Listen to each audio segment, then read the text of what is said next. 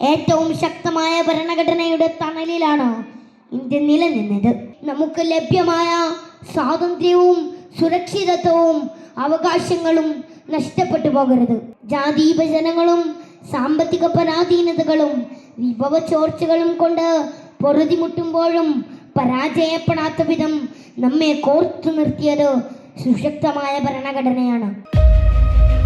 കൂട്ടുകാരെ, എല്ലാവർക്കും റിപ്പബ്ലിക് ദിനാശംസകൾ നേരുന്നു. 1950 ജനുവരി 26 നമ്മൾ അഭിമാനത്തോടെ അനുസ്മരിക്കുകയാണ്. രാഷ്ട്രശില്പികളുടെ നേതൃത്വത്തിൽ ആണ്ടുകളുടെ അധ്വാനങ്ങളാൽ ഇന്ത്യക്ക് ലിഖിത ഭരണഘടനയുണ്ടായി.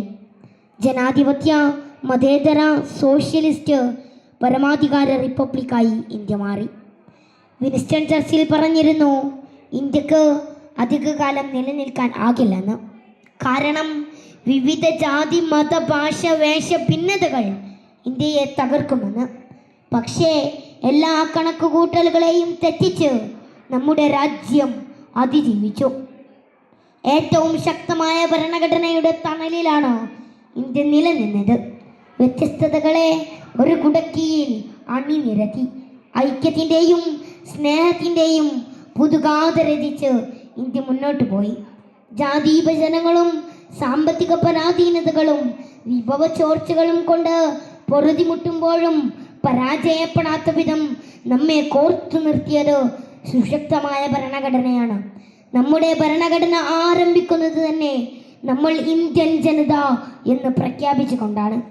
ഭരണഘടനയുടെ വിവിധ ആർട്ടിക്കിളിലൂടെ നമുക്ക് ലഭ്യമായ സ്വാതന്ത്ര്യവും സുരക്ഷിതത്വവും അവകാശങ്ങളും നഷ്ടപ്പെട്ടു പോകരുത്.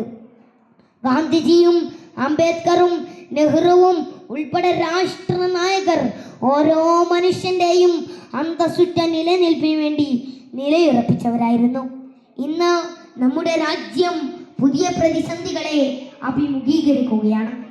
കടക്കെണികൾ, അഴിമതിയുടെ വേദനകൾ, വർഗീയതയുടെ വിഷലിപ്ത ഭാവങ്ങൾ, അസഹിഷ്ണുതയുടെ ഭ്രാന്തമായ വെടിമുഴക്കങ്ങൾ, മണ്ണിന്റെ മണമുള്ള മനുഷ്യരുടെ നിലവിളികൾ, നിത്യദാരിദ്ര്യം ശീലിച്ച പരശരങ്ങൾ നമ്മുടെ രാജ്യത്തിന് പോറലേൽക്കരുത്.